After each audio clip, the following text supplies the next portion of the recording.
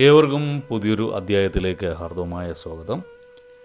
ഈ അധ്യായത്തിൽ നമ്മൾ വിശകലനം ചെയ്യുന്നത് ഉത്രാടം നക്ഷത്രത്തിൻ്റെ 2026 ആണ്ട് ജനുവരി ഫെബ്രുവരി മാസങ്ങളിലെ ഗുണദോഷ ഫലങ്ങളാണ്.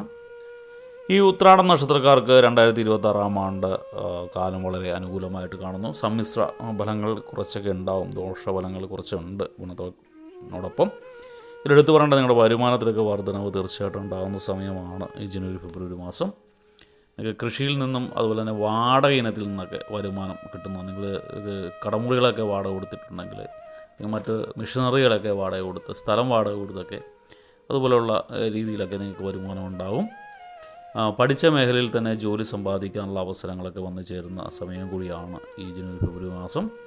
നിങ്ങളുടെ വ്യാപാര വിതരണ മേഖലയൊക്കെ അല്ലെങ്കിൽ ഫാക്ടറിയൊക്കെ വിപുലീകരിക്കാനുള്ള ശ്രമങ്ങൾ ആരംഭിക്കും. ഫാക്ടറിയിലൊക്കെ കൂടുതൽ അല്ലെങ്കിൽ നിങ്ങളുടെ ബിസിനസ്സിൽ കൂടുതൽ തൊഴിലാളികളൊക്കെ നിയമിക്കുന്ന ഒരു സംഭവം കൂടിയുണ്ട് ഈ സമയത്ത്. അങ്ങനെ തൊഴിൽ വിപുലീകരിക്കാനുള്ള സാധ്യത കൂടുതലായിട്ട് കാണുന്നു. തൊഴിൽ മേഖല പൊതുവെ സമാധാനപരമായിട്ടാണ് കാണുന്നത്. പുതിയ കരാറിലൊക്കെ നിങ്ങൾ ഏർപ്പെടുവാനുള്ള സാഹചര്യം കാണുന്നു. ധനലാഭം, ഉദിഷ്ട, കാര്യസിദ്ധി എന്നിവയൊക്കെ തീർച്ചയായിട്ടും ജനുവരി ഫെബ്രുവരി മാസങ്ങളിൽ അനുഭവപ്പെടും. കുടുംബത്തിൽ ദീർഘനാളായിട്ടുണ്ടായിരുന്ന അസ്വസ്ഥതകളൊക്കെ ഒന്ന് മാറിക്കിട്ടുന്ന സമയമാണ് ഈ 2 മാസം. വ്യക്തിബന്ധങ്ങൾ നിലനിർത്താൻ വേണ്ടി വിട്ടുവീഴ്ചകൾക്ക് നിങ്ങൾ തയ്യാറാകുന്ന സമയമാണ്. നിങ്ങൾക്ക് സ്ഥാനമാനവും പദവിയൊക്കെ ലഭിക്കാൻ ഇടയുള്ള സമയമാണ്. ഈ രാഷ്ട്രീയക്കാർക്കൊക്കെ ഗുണകരമായ സമയമാണ്. അതുപോലെ തന്നെ വാക്കുതർക്കങ്ങളിൽ ഏർപ്പെട്ട് മറ്റുള്ളവരുടെ ശത്രുത സമ്പാദിക്കാതിരിക്കാൻ നിങ്ങൾ പ്രത്യേകം ശ്രദ്ധിക്കണം. അന്യ സ്ത്രീകളോട് താല്പര്യം വർദ്ധിക്കുന്നത് ഗുണത്തെക്കാളെ ദോഷം ചെയ്യുന്നതാണ്. സ്വന്തം അഭിപ്രായത്തിന് ഊന്നൽ നൽകുന്നതുകൊണ്ട് ശത്രുക്കളുണ്ടാവുന്ന ഒരു സാഹചര്യവും ഈ സമയങ്ങളിലുണ്ട്. ബന്ധുജനങ്ങളിൽ നിന്നൊക്കെ ഉപദ്രവങ്ങൾ ഉണ്ടാകാനുള്ള സാധ്യതയും ഈ 2 മാസങ്ങളിൽ അനുഭവിക്കേണ്ടതായി വരുന്നതാണ്. നിങ്ങൾ എന്നിരുന്നാലും എതിർപ്പുകളെയൊക്കെ നിഷ്പ്രയാസം പരാജയപ്പെടുത്താനും സാധിക്കുന്നതാണ്. അപ്രതീക്ഷിതമായിട്ടുണ്ടാകുന്ന ചില ബുദ്ധിമുട്ടുകളെയൊക്കെ നിങ്ങൾക്ക് അതിജീവിക്കാൻ സാധിക്കും. സന്താനങ്ങളുടെ ഉന്നമനത്തിന് വേണ്ടി അല്ലെങ്കിൽ ഉന്നതിക്ക് വേണ്ടി നിങ്ങൾ അക്ഷീണം പ്രയത്നിക്കുന്നതാണ്. കുടുംബത്തിൽ സുഖവും സംതൃപ്തിയും നിലനിർത്താൻ നിങ്ങൾക്ക് സാധിക്കുന്നതാണ്.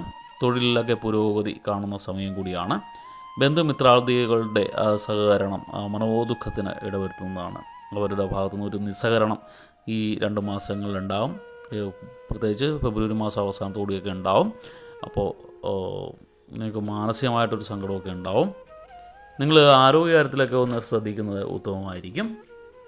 നിങ്ങൾ ഈ മാസങ്ങളിൽ പുതിയ കരാറൊക്കെ ഏറ്റെടുത്ത് ചെയ്യാനുള്ള സാധ്യതയുണ്ട്. ഏറ്റെടുക്കുന്ന പ്രവർത്തികൾ സമയബന്ധിതമായിട്ട് തീർത്തു കൊടുക്കാൻ നിങ്ങൾക്ക് സാധിക്കും.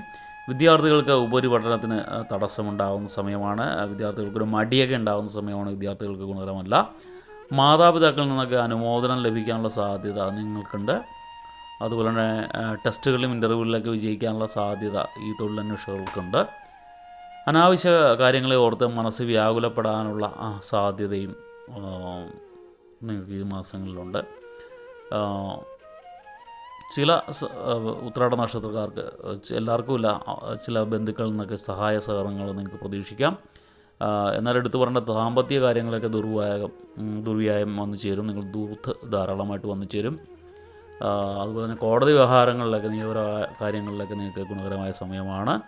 വിജയം തീർച്ചയായിട്ടും ഉണ്ടാവും. പൊതുവെ ഗുണദോഷ സമ്മിശ്രത്തിൽ ദോഷഫലങ്ങളുടെ കാഠിന്യം കുറയ്ക്കാനായിട്ട് നിങ്ങൾ ഹനുമാൻ സ്വാമിക്ക് വെറ്റിലമാല സമർപ്പിക്കുക, വടമാല സമർപ്പിക്കുകയൊക്കെ ചെയ്യുന്ന ഗുണകരമാണ്.